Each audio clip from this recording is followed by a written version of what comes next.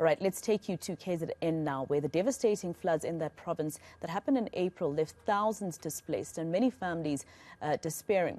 Today, eThekwini Mayor Mxolisi Kaunda is handing over houses to some of those who were affected in Umzinyathi.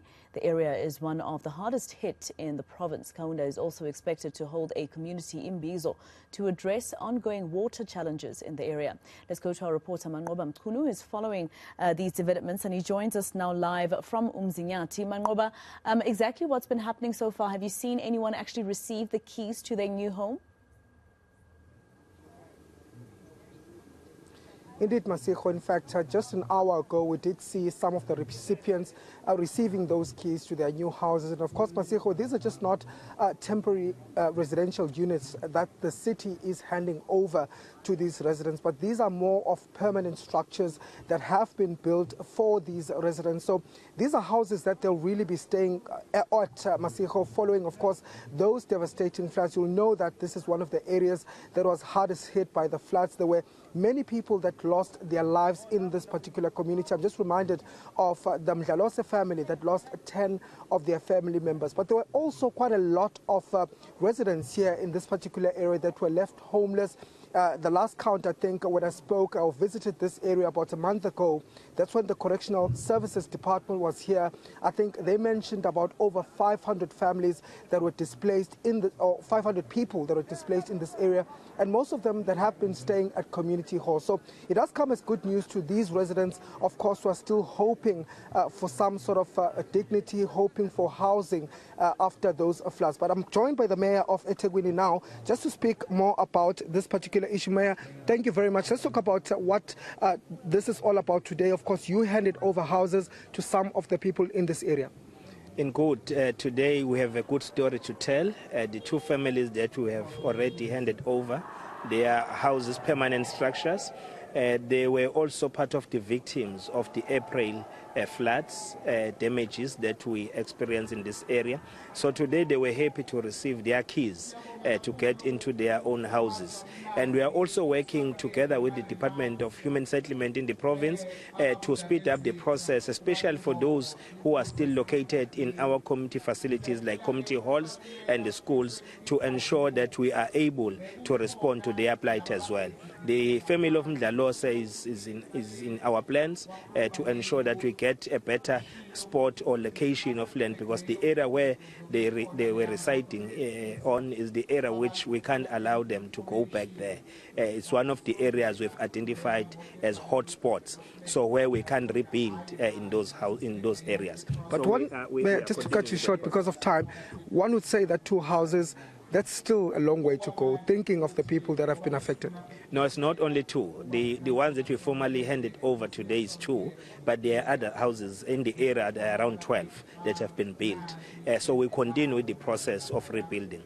As we build better and smarter, we are also looking at how do we resuscitate the livelihood through the economic activities, the investments in the city.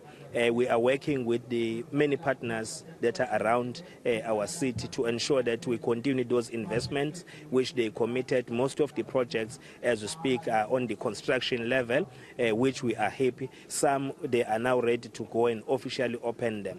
We are going to be opening the Oceans new mall, which is built next to the Radisson Blue, and we are going to be having a launch of Nchongweni, mixed-use development. That development is going to be having mall, new hospital, residential units, and all of that. We are also happy to report that in terms of restoring services to our areas, electricity, water, working with Department of Transport and the SANDF in the area where we are. The SNDF is now ready to come and fix two bridges which were severely damaged during the floods. So that progress on its own, it shows that the government is hard at work, but we still need patience from our communities because we can't do everything within 11th hour. So we need to plan, we need to ensure that we respond to their own needs. The big question, of course, is have you received those fundings from the national that you had applied for, the 1 billion? In funding that was promised? You did make applications as a city. Has that money come through yet? Yes, we haven't received money as yet. And you know that the billion was told to be a billion for all the provinces in the country. So we'll await as to how much will be allocated to us. But we are not stopping our own working in the progress that we have achieved to ensure that we also review our own budgets and reprioritize budgets to focus on the damaged infrastructure.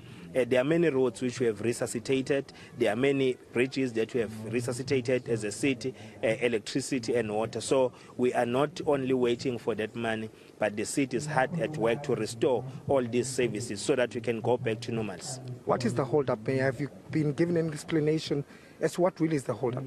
Yes, we are happy to note that they have been sending teams to conduct assessments. When you submit for floods, there are teams which are professionals who get sent to the area just to conduct an assessment of the damage and all of that.